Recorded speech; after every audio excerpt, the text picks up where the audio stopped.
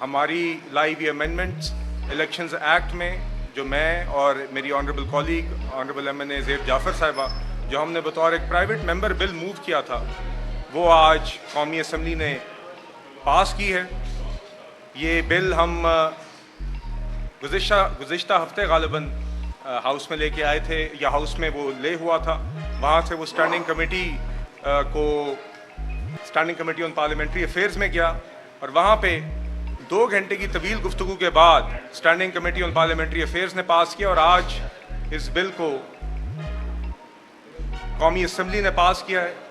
مجھے امید ہے اور میں سب سے پہلے اپنے سارے آنریبل کالیگز کا قومی اسمبلی کے شکریہ ادا کرنا چاہوں گا جنہوں نے آج اس بل کو سپورٹ کیا, اس بل کو پاس کیا, اور میں امید کرتا ہوں کہ یہ بل اسی طرح سینٹ میں بھی انشاءاللہ ممبرز اس کو کنسیڈر کریں گے اور پاس کریں گے تاکہ یہ قانون بن سکے. یہ بل بنیادی طور پہ 3 باتیں ایسی کر رہا ہے جس کو سب پریکٹیکل حقیقتیں تسلیم کرتے ہیں, جو ہمارے مطابق آلریڈی, ہمارے مطابق نہیں بلکہ حقیقتاً آئین اور قانون میں آلریڈی درج تھے. ہم نے اس کو مزید وضع کیا ہے, مزید اسٹرینتھن کیا ہے. اور یہ بنیادی طور پہ یہ بل کیا ہے, اس بل کی 3 شقیں ہیں. پہلی شق یہ کہتی ہے کہ اگر آپ نے ریٹرننگ آفیسر کے سامنے بطور کینڈیڈیٹ اپنا پارٹی سرٹیفکیٹ نہیں جمع کرایا اپنی جماعت کے ساتھ افیلیشن کی ڈکلیریشن کرتے ہوئے, تو آپ کو آزاد کینڈیڈیٹ تصور کیا جائے گا. یہ بھی ایسی بات ہے جو آلریڈی آئین اور قانون میں موجود ہے, اس کو ہم نے مزید وضع کیا ہے. اور یہ ایسی بات ہے جس سے کوئی بھی شخص, کوئی بھی جماعت جو الیکشن لڑتی ہے ڈس ایگری نہیں کر سکتی. یہ پریکٹیکلی ایکسیپٹڈ بات ہے. دوسری بات ہم نے ترمیم یہ کی ہے کہ کوئی بھی جماعت اگر مقررہ وقت میں اپنی ریزرو سیٹس کی لسٹ نہیں جمع کراتی, جو کہ مقررہ وقت الیکشنز ایکٹ میں بھی درج ہے, تو وہ جماعت جو کہ ریزرو سیٹس کی لسٹ نہیں جمع کرائے گی وہ الیکشنز کے بعد ریزرو سیٹس کے کوٹے کی مستحق نہیں ہو سکتی. یہ پھر سے ایک ایسی بات ہے جو ہمارے نزدیک الیکشنز ایکٹ کے سیکشن 104 میں یا اس کے سب سیکشنز 104(1) اور 104(4) میں آلریڈی درج ہے, مگر ہم نے اس کے مزید وضع کیا. اور تیسری بات ہم نے یہ اس بل میں پروپوز کی تھی جو قومی اسمبلی نے منظور کی ہے کہ ایک آزاد کینڈیڈیٹ جب ایک آزاد کینڈیڈیٹ کی حیثیت سے الیکشن کنٹیسٹ کر لے اور جیت جائے, تو اس کے بعد جب وہ کسی جماعت کو جوائن کرنے کا فیصلہ کرتا ہے تو اس کا وہ فیصلہ irrevocable ہے, وہ ریورس نہیں ہو سکتا. ونس اگین یہ ایک ایسی چیز ہے جو آئین اور قانون سے سپورٹڈ ہے, موجودہ آئین اور قانون سے سپورٹڈ ہے, اور یہ ایک پریکٹیکلی ایسی چیز ہے جس سے کوئی ڈس ایگری نہیں کرتا.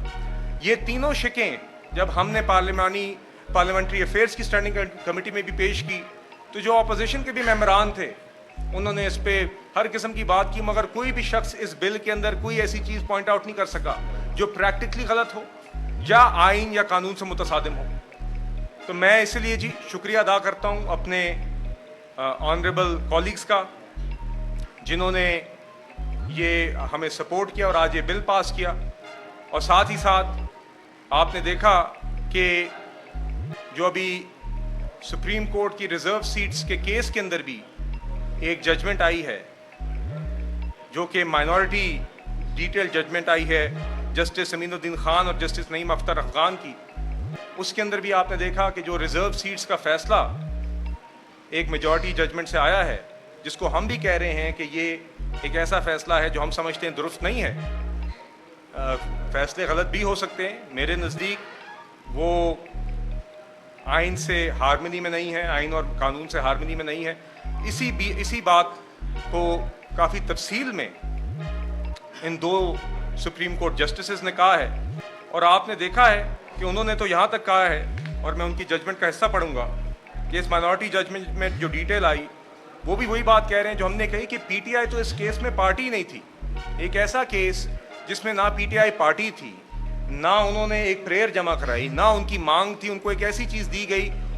پی ٹی آئی نہ ایک کیسی فریق ہے, نہ ان کی کوئی پریئر ہے, نہ ان کی کوئی پٹیشن ہے, اور پھر بھی ان کو ریلیف دیا گیا. دوسری اس کیس کے اندر پارٹی تھی سنی اتحاد کونسل, اس نے جو ریلیف مانگا اس کو وہ نہیں دیا گیا بلکہ ان کی پٹیشن ڈسمس کی گئی. اور تیسری بات یہ ہے کہ جو یہ مائنورٹی ججمنٹ جسٹس امین الدین خان اور نعیم اختر افغان صاحب کی جو یہ ججمنٹ ہے, یہ کہتی ہے کہ unless articles 51, 106 and 63 of constitution are suspended, and in their place new articles in consonance with the relief granted through the majority order are inserted in the constitution, the relief which has been granted to the PTI cannot be granted. इन्होंने तो यहाँ तक बात की कि इस judgement के तहत, मेजॉरिटी जजमेंट के तहत एक नई पार्लिमानी पार्टी कौमी असम्बली में और 3 सूबाई असम्बलियों में बनाई गई है जो एग्जिस्ट नहीं करती थी, जो कि PTI है.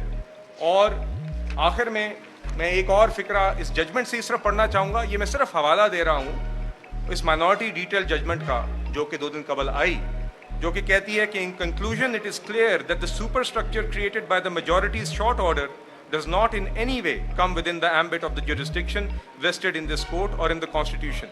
तो देखिए ये तो बात थी सुप्रीम कोर्ट के फैसले के हवाले से जो रिजर्व सीट्स के केस में था.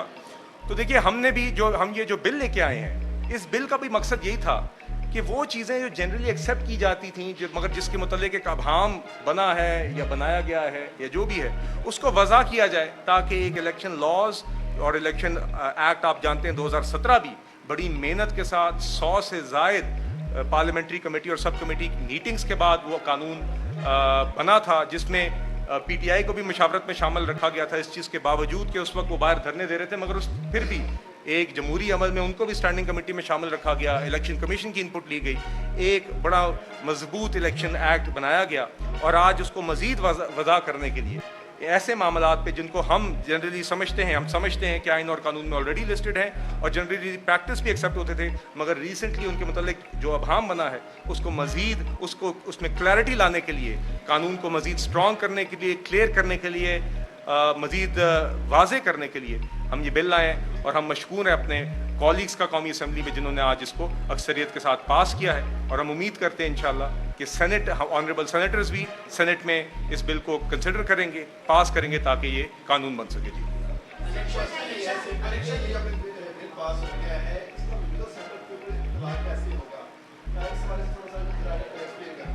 जी देखिए बात यह है कि ये तो जी इलेक्शन कमीशन, कौमी असम्बली उसको कंसिडर करेगी.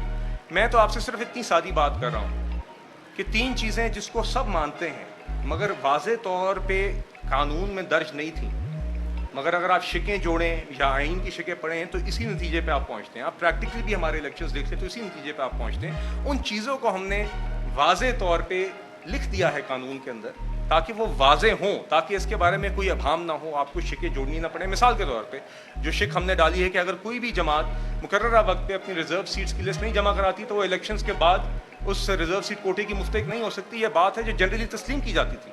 अगर आप इलेक्शंस एक्ट की सेक्शन 1041 और 1044 को खोल के देखें तो आप जोड़ें तो यही बात निकलती है. यही हमारा मुतालबा उस सुन्नी इत्तेहाद काउंसिल की पिटीशन के बारे में भी रहा है कि एक जमात है जिसने पहले जो लिस्टें नहीं जमा कराई हुई वो इलेक्शन के बाद कोटे की मुस्तहिक नहीं हो सकती.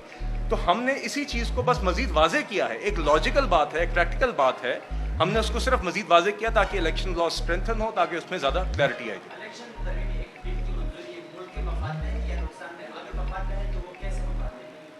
जी देखिए बिल्कुल मफाद में तो सवाल ही पैदा नहीं होता. बिल्कुल मुल्क के मफाद में इस तरह है कि इलेक्शंस एक्ट जिसके तहत आपके मुल्क के कौमी और सूबाई इलेक्शंस असम्बलीज के इलेक्शंस होते हैं उसमें जितनी वजाहत होगी, जितनी उस कानून में क्लैरिटी होगी ताकि इलेक्शन प्रोसेस की इंटेग्रिटी कायम रहे, ताकि इलेक्शन प्रोसेस के स्टेप्स जो है उसमें क्लियर हो, उसमें कोई अभाम ना हो, ताकि किसी किस्म के भी ग्रे एरियाज ना हो. जब वो ग्रे एरियाज खत्म होते हैं, जब इस तरह की लॉजिकल चीज़ों के ऊपर जिस तरह हम इस बिल में लेके आए हैं, ऐसी चीज़ें जिसको सब वैसे ही इलेक्शन के अमल का एक हिस्सा तस्लीम करते हैं मगर रिसेंटली उस पर सवाल उठे हैं, जब ये वाजे हो जाएंगी एक्ट के अंदर तो मज़ीद क्लैरिटी होगी आपके इलेक्शन प्रोसेस के अंदर, जिससे आइंदा इस तरह के कोई इश्यूज़ खड़े नहीं होंगे जो हमारे नज़दीक वैसे ही भी आइन और कानून में दर्ज थे, मगर इस तरह मज़ीद वाजे होने से मेरे ख्याल से मज़ीद वजाहत आएगी और इलेक्शन प्रोसेस ज़्यादा स्मूथ होगी.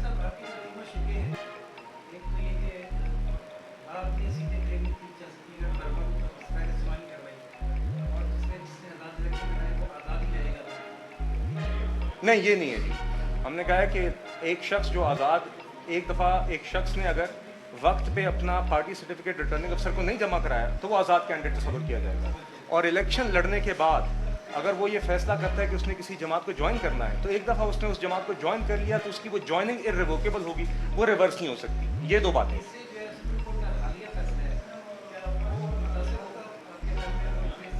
देखिए जी, देखिए बात यह है कि आपने ऑलरेडी देख लिया है कि सुप्रीम कोर्ट के उस फैसले के मुतल्लिक तो اسی سپریم کورٹ کی آنریبل 2 جسٹسز جن نے مائنورٹی آرڈر لکھا ہے ان کی اوپینین بھی آپ کے سامنے آ گئی ہے. تو یہ تو ہم سمجھتے ہیں جی کہ میں تو ابھی بھی سمجھتا ہوں کہ وہ ججمنٹ فلاڈ ہے اور یہ ججمنٹ فلاڈ ہو سکتی ہیں. تو میرا نہیں خیال کہ اس ججمنٹ کے اندر ویسے بھی میرا خیال سے it's not in harmony with the articles of the constitution. تو بہرحال میرا نہیں خیال وہ سیٹیں پی ٹی آئی کی بنتی ہیں جی. یہ میری رائے ہے اس ججمنٹ کے بارے میں. اور اس کے اوپر ایک آپ کے پاس مائنورٹی, دیکھیے یہ جی یہ میرا فیصلہ نہیں ہے, نہ ہی میں, یہ الیکشن کمیشن ہے یا آپ کی اسپیکر آف دا اسمبلی ہیں, یہ اور لوگ ہیں جو یہ فیصلہ کرتے ہیں. میں نے تو آپ کے سامنے صرف ایک الیکشنز ایکٹ کے اندر جو اس کے اندر جہاں پہ ہم سمجھتے تھے مزید وضاحت آ سکتی تھی, لاجیکل کلیئرٹی آ سکتی تھی, ایسی چیزوں پہ جس کو سب تسلیم کرتے ہیں as part of the election process, اس کو ہم مزید وضاحت لے کے آئے ہیں. اسی ہماری منطق کو standing committee on parliamentary affairs نے قبول کیا, اسی ہماری منطق کو قومی اسمبلی نے قبول کیا, اور آج الحمدللہ اس بل کو پاس کیا. جی دیکھیے ونس اگین جو اس کے اوپر اگین جو اس کا عمل ہے کسی اسپیسیفک سچویشن پہ, یہ تو اب آپ دیکھیے کہ الیکشن کمیشن اور قومی اسمبلی یا اسپیکر جو ہوں گے وہی اس کے اوپر فیصلہ ہوگا. مگر بنیادی طور پہ تو پہلے میرے خیال سے الیکشن کمیشن ہی اس پروسیس میں آئے گا, تبھی اس کے اوپر کوئی حتمی فیصلہ ہوگا. بہت شکریہ جی, تھینک یو جی.